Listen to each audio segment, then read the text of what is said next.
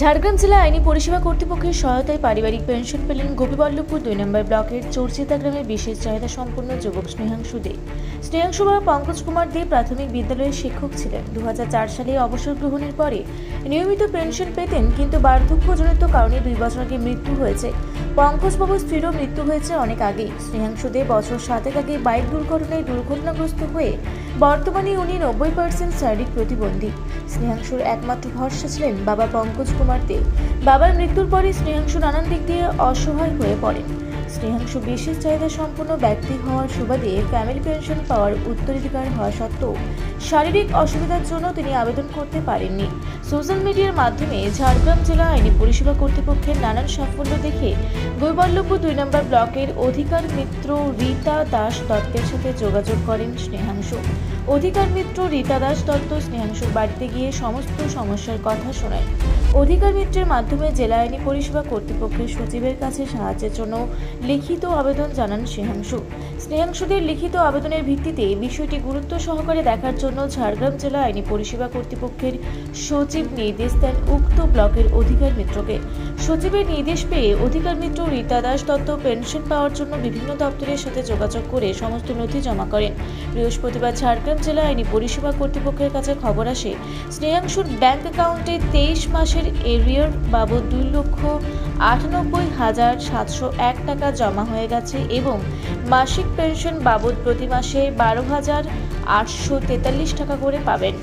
শুক্রবার ঝাড়গ্রাম জেলা আইনি পরিষেবা কর্তৃপক্ষের সচিব তথা বিচারক রিহা ত্রিবেদীর নির্দেশে Adhikar Mitra Rita Das Dutta bank passbook update করে স্নেহাংশুদের বাড়িতে গিয়ে পেনশনের 2,98,701 টাকা পেয়েছেন বলে জানিয়ে দিয়ে আসেন।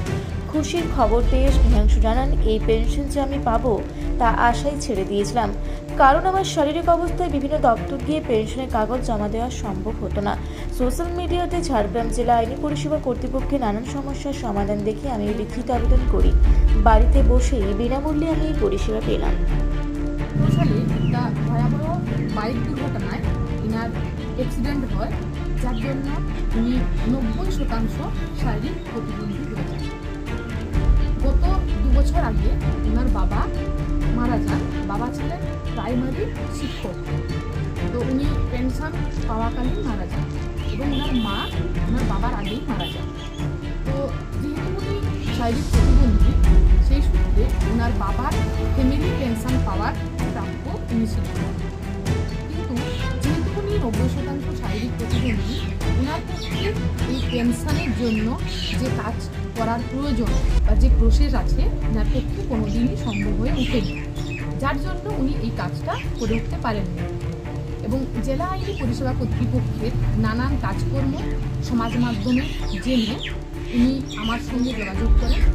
তারপর আমি আমাদের জেলা আইনি পরিষেবা কর্তৃপক্ষের সচিব তথা বিচারক ম্যাডামের কাছে ব্যাপারটা জানাই। ওনার জানানোর পর তিনি একটা লিখিত আবেদন করেন আমাদের বিচারক ম্যাডামের কাছে।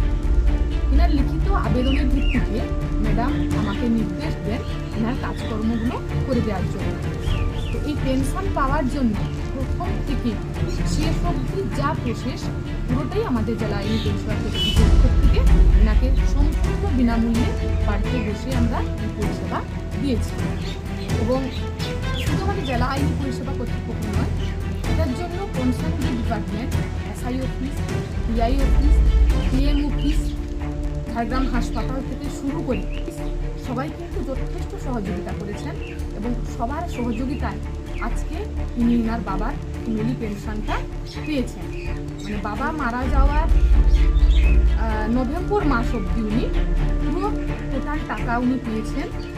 অ্যামাউন্ট হচ্ছে 2,98,701 টাকা এবং এই ডিসেম্বর মাস থেকে উনি প্রত্যেক মাসে পাবেন 12,843 টাকা।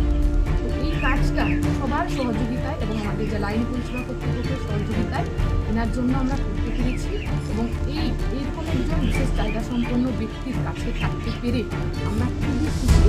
জেলা আইনি পরিষেবা কর্তৃপক্ষ এর বর্তমান সচিব তথা বিচারক রিহা ত্রিবেদী মহাশয়া আমাকে আজকে নির্দেশ দেন যে আমি ব্যাংক থেকে অ্যাকাউন্ট স্টেটমেন্ট নিয়ে যাতে ইনার বাড়িতে ইনার এই খবরটা ওনার যে পেনশন চালু হয়ে গেছে ওটা এসে জানিয়ে দিই। তো আজকে এসে অ্যাকাউন্ট স্টেটমেন্ট নিয়ে ওনাকে আমি জানিয়ে দিলাম যে ওনার বাবার যে প্রিমিয়ারি পেনশন পাওয়ার যোগ্য ওটা ওনার চালু হয়ে গেছে।